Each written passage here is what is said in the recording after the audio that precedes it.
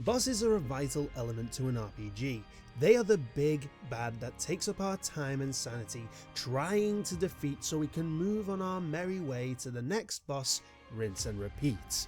And nothing is more satisfying than a final boss, the big bad of all big bads, separating the warriors from the fighters. And in MMOs, they are plentiful. Final bosses to dungeons, final bosses to raids, final bosses to final bosses, but there is nothing like a final boss to the story. That one stamp away from seeing how everything all plays out.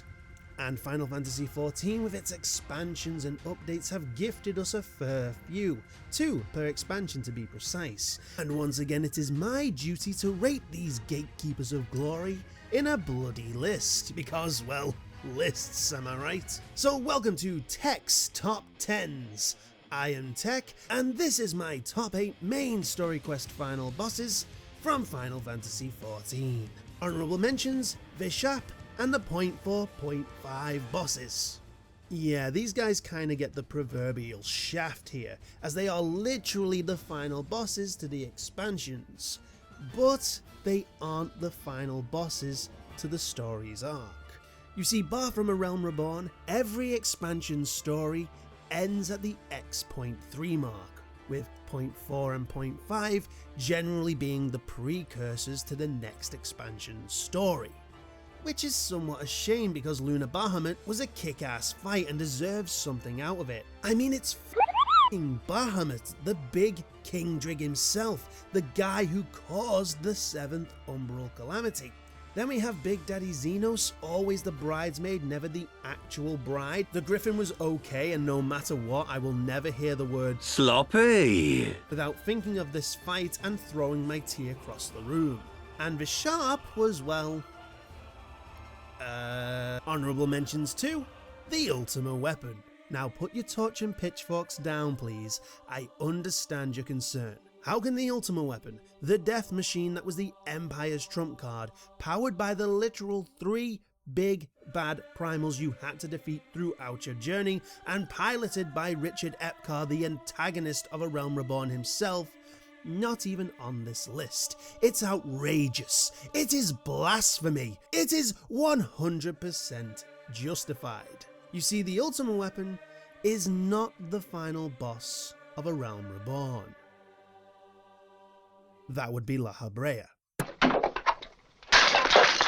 That's right, don't forget this is Final Fantasy, and in true Final Fantasy fashion, the main antagonist, with his big hulking behemoth, loses out to an entity pulling the strings.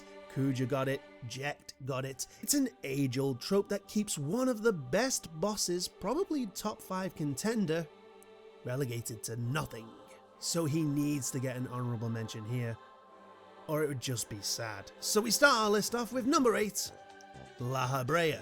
You see, the big problem with following up an epic, whether it be a boss fight, a show, or a movie, is that said follow-up has to now live up to what came before it.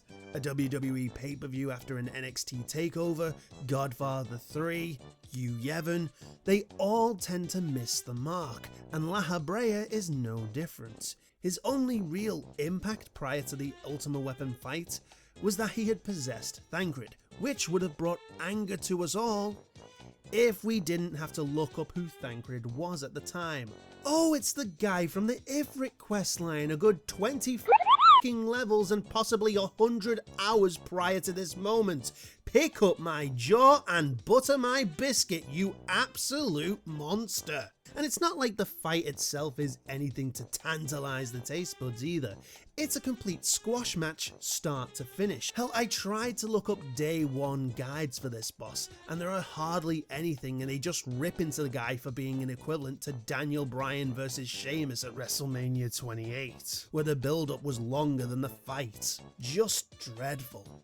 Number 7, Ramuh/Nabrieles. A Realm Reborn was weird with its updates. If we went with the whole 0.3 update being the end of the story arc, then the boss would actually be Ramuh, which, to be honest, doesn't feel like an end to anything.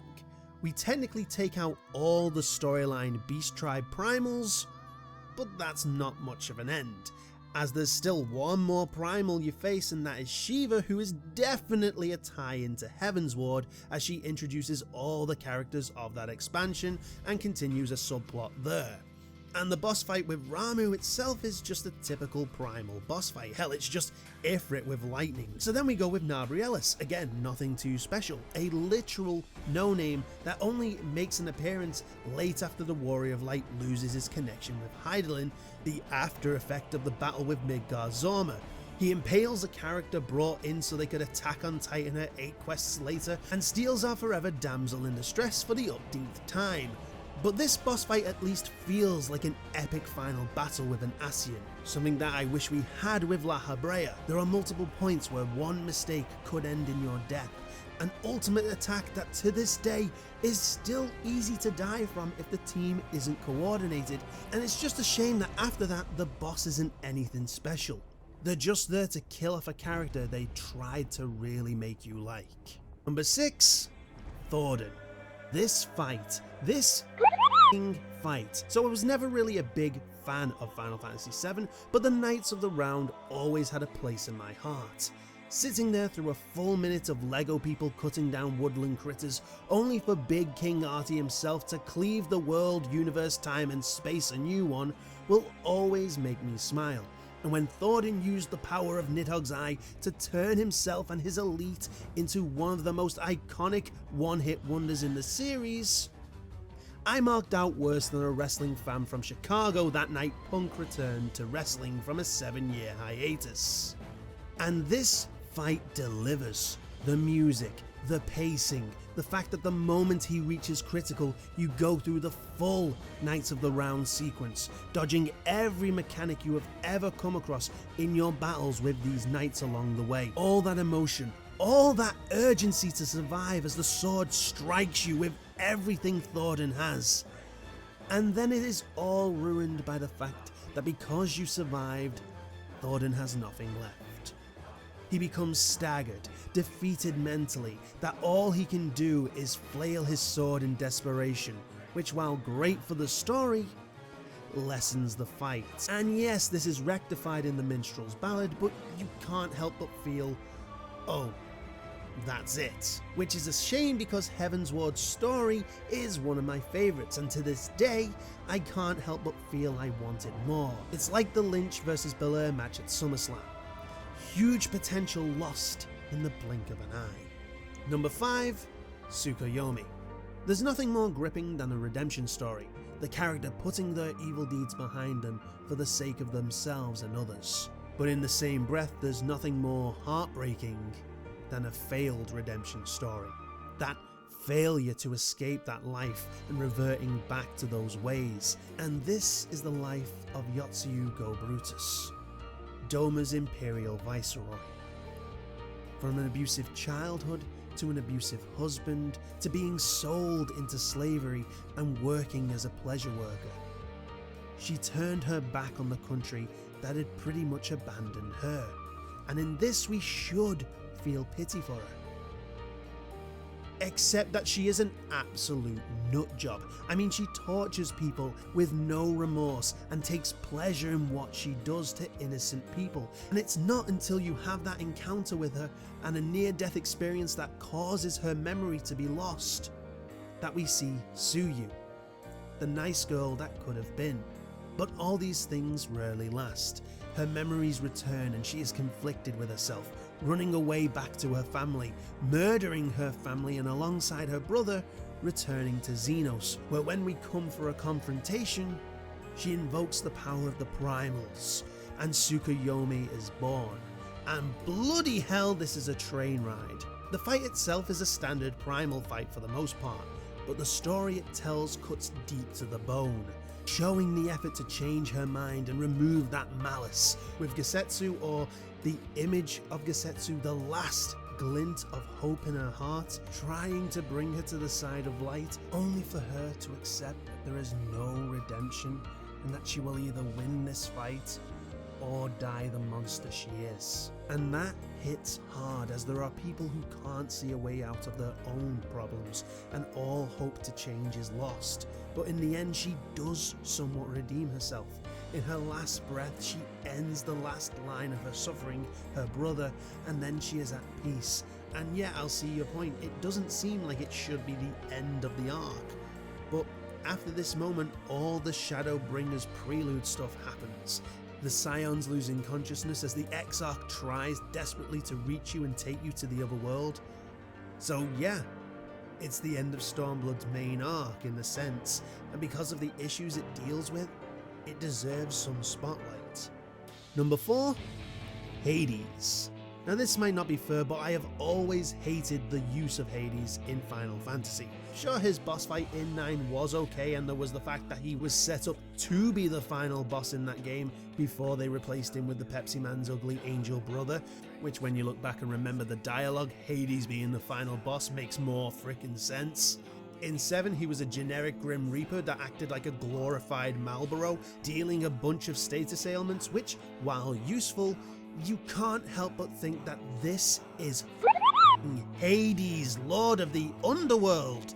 You could do so much more with him, and 14 must have thought the exact same thing, as they finally gave him that final boss status he was robbed of all those years ago. And boy is he a final boss. Not my favourite by any means, but still pretty decent. The music score is sublime, with the Shadowbringers trailer theme caressing your eardrums for the first phase, as you dodge a plethora of AoEs and face the very spectres of all his people. Then when his health reaches 0 and victory is all at hand for you, he charges his ultimate attack and you have to face wave after wave of these spectres, surviving the onslaught, only for him to realise he can't beat you in this form. And in something akin to Bloodborne or a Souls boss, sacrifices his body to unleash hell itself. And now the true Hades fight begins. And yeah, it's a big body boss fight, which is why it isn't any higher. I mean, it was shocking when Sephiroth done it. It was cute when Susano done it, but by now it's been done too many times for it to be a holy moment. Still, the music is a saving grace here, as it makes the story aspect to the fight all that more compelling. Number 3, Nidhogg. Oh sweet Jiminy, this fight be fire, as the young ones would say. It's a literal roller coaster of emotion. There's something about an enemy that's fighting not for the thrill of the fight, fighting not because their ideals differ from your own, but fighting because they truly hate you with every bit of their being. That ups the stakes in a narrative, knowing that you could never bring them to your side, make them see that you aren't as bad as they thought. And the music of this first phase incorporates those emotions, the sadness of not being able to come to terms with your enemy, and the hatred from a race felt so hard done by that the rage burns into its very core, as we fight adds while the Horde Father attempts a bitter irony, having the Dragoon Estinian, our friend and comrade, be the one to deliver the final blow with Stardiver. And that second phase is a Dragoon's wet dream.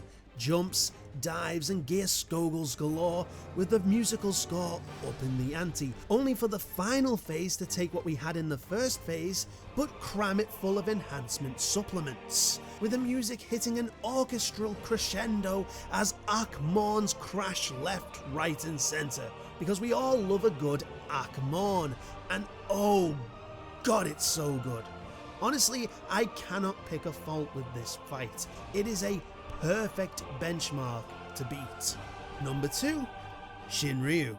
Now this is how you do a big body boss fight. First of all, let's start with what can be better than Nidhogg than something born from Nidhogg. At the end of Heavensward, the Griffin, aka Ilberd, aka the flat that cut off Ruban's arm, aka Mr. Sloppy T-Throw, God I hate him, uses the eyes of Nidhogg and all the death and destruction to his Alamegan brethren to create Shinryu, the original super boss of Final Fantasy and literal god of dragons, and oh lordy does he look good. You want to see the dragon that most of the time brings the end times for everyone? Well, here he is, and after a brief but epic counter with Omega, they both disappear without a mention for the rest of Heavensward and Stormblood. That is until the final fight with Zenos, where he reveals the big Drig Supreme and merges with said dragon, which honestly I think was a big mistake on Zenos' part, as the dragon pretty much just slows him down here, but yeah. We are then thrust into an amazing fight that throws all the mechanics you've learned on your journey. Pushing mechanics that knock you off of platforms, space out mechanics, mechanics using water to weaken fire damage. The dude even has an Arc-Morn, which, as we have already stated, is a very good key to success here. Even the adds or mobs are a task, as they act like meteors at first, so you have to find spots where you take the least amount of damage and then grab them all once they land. All while Shinryu is charging his death laser, and if you survive that, congratulations, now mash those buttons, otherwise you're gonna die anyway, as the super boss performs a dragon equivalent of flipping the chessboard as he breaks the platform you were on to transition into phase 2, which is more of the same, only you get a platform that gradually breaks away every time he uses his tail. All this along with Twin Tanya-esque swoop attacks, and yeah, it's a ball ache, but it's a very satisfying victory every time you run it, and it doesn't get old because there is always so much to do and so much to look out for. Literally the best expansion end boss there is. But still, there is another. Number 1, Elidibus, the Warrior of Light. How could it not be? It ticks all the marks, giving form to a beloved character from the Final Fantasy series in the Warrior of Light from the first Final Fantasy.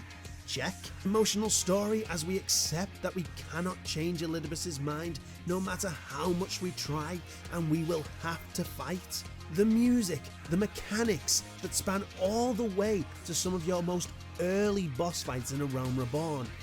All these harmonize with this story you are telling.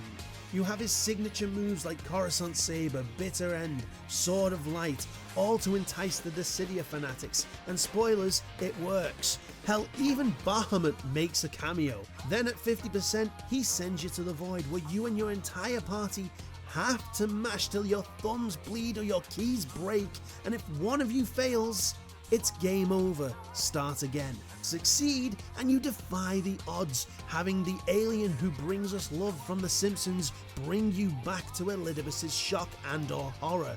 One Final Fantasy equivalent of a Power Rangers lineup later and the second phase begins, and God, we up the ante, granting him his own personal limit gauge that does the unthinkable and gives the tank limit break an actual reason to exist. I mean, just on that alone it deserves the top spot. It has everything Shinryu had and more. A fitting end to the story arc and a fitting end to this video. And that's the list. I hope you enjoyed it. If you did, let me know by liking, sharing, subscribing, and following me on the Twitch and Twitters. Also, if you have any topics for me to cover or have your own input on some of your favorite end bosses, let us know in the comments section below. And finally, I'll see you in the next video. But until that day, this has been Techno Odin. Stay safe, claim skulls, and take care.